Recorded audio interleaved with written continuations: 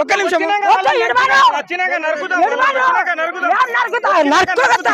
నరుకుతారా వాళ్ళు ఏం చేస్తారో చూస్తాను. అంత ఆపచేస్తారా? నాకు ఏం బరలేకుండా ఆపద.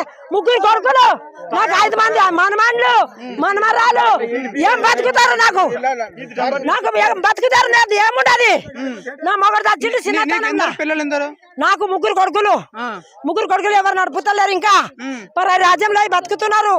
ఇక ఈ బాలలకు ఇడిచిపెట్టిపోయిండ్రు. ముగ్గురు బాలలకు, ముగ్గురు చిన్న చిన్న పిల్లలకు ఇడిచిపెట్టిపోయిన వాళ్ళకు గంజి బువ్వ వేసి నడుపుతున్నాను నేను.